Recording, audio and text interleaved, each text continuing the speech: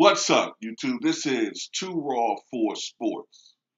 All right, so Kawhi Leonard has patterned a lot of his game after Michael Jordan, right? The on-court thing, you know, he's patterned a lot of Michael's offensive game, um, and that's obvious from watching him play.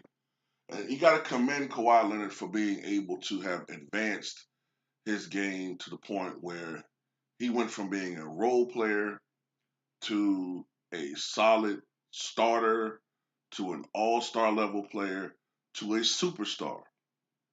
No one questions his ability to play the game. But one thing he didn't take away from Michael Jordan was the heart.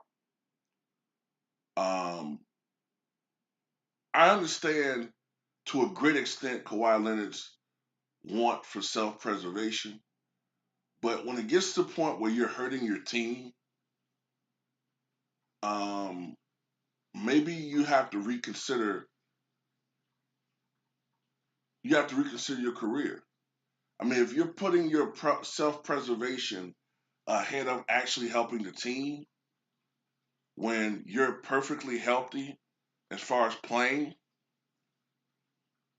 or at least healthy enough to play, then there's something wrong and you need to reevaluate your career. Maybe you need to just step away.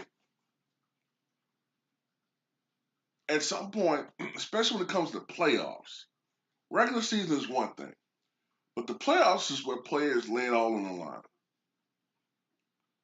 Except for this pussy ass generation of players who I'm quickly losing a lot of respect for, with some exceptions. Okay, I'm sorry. Um, he really needs to evaluate Jordan more and Kobe because these are the players that he admires so much. He's emulated a lot of their basketball game, but not what made them what they are. It wasn't just the game that made them what they are. It's what was inside their chest. Mike and Kobe and Magic and Bird, Bill Russell, even as limited as a basketball player as Bill Russell was offensively, what made Bill Russell so successful, aside from his teammates, of course, was his tenacity and his drive. One thing that gets forgotten, man, is that Jordan played through a lot of pain when he played with the Wizards. Now, that got leaked through the media that he was getting his knee drained, something like every other day. But in my mind, in all of our minds, we're thinking, okay, what do they mean? They put like they like what is it, like they sort of jab a little small needle into his knee and a little fluid comes out. That's what I'm thinking. No, no, no, no. The reality is much more ghastly. So, Etan Thomas, who was a rookie when Mike first came back to the Wizards, came back to the NBA with the Wizards. Now he's a social advocate. I think he's a musician or a poet or something like that now, and social advocate. And he talked about how people really don't know how hurt Jordan was. Okay, he said, "quote," and I'll put a link to this in the description box. This is the part that people don't understand: how injured he was. I saw it firsthand. Somehow it leaked that he was getting his knee drained, and I was sitting there like, I see him do that every other day. Literally, his knee was swelled up like the Elephant Man. I was sitting in the training room getting some treatment or whatever, and he was on the table next to me. I saw it. They came in and they pulled out this needle and drained his knee. They drained it, and this black tar goo stuff came out, and he was in excruciating pain, and it looked terrible.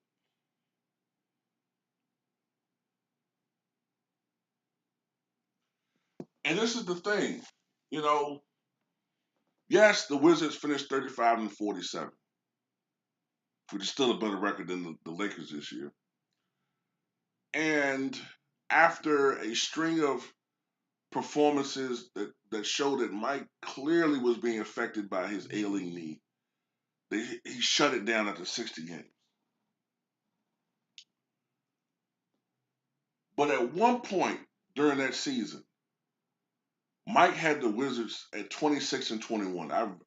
I remember this clearly. The Wizards were the surprise team in the NBA. They were 26-21. Jordan was averaging at the time over 25 points a game. He was averaging about, I think, something like 6 rebounds a game.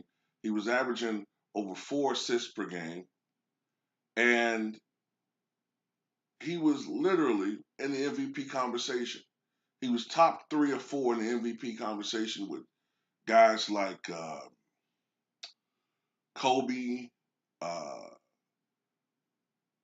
Duncan, Garnett, Jordan. A 39-year-old Michael Jordan was in the MVP conversation. And this wasn't no stat pad shit. His best teammate was Rip Hamilton. So I scoff and I laugh when I see the Nick Wrights of the world who don't know what the fuck he's talking about. I laugh when I see Keyshawn Hater-ass Johnson talk about shit they don't know what they're talking about. But the point of this video is, I saw players put their bodies through hell to be available for their team because that's what they're getting paid for, to play basketball. And you got to do what you got to do to play. And Kawhi Leonard has been, I hate to say this, he's been something of a detriment to the NBA, man. As great as he is. Because I think he's taken the, I don't know, I hate to make this accusation, but I think he's taken the load management strategy and he's abused it. He's abused it. And it's been a bad,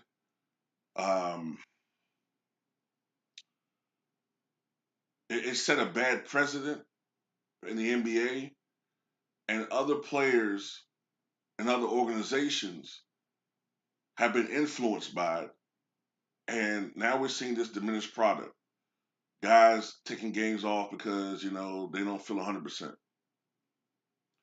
Guys taking games off because, they just don't feel like playing. And they'll just sometimes play up a minor injury and make it major.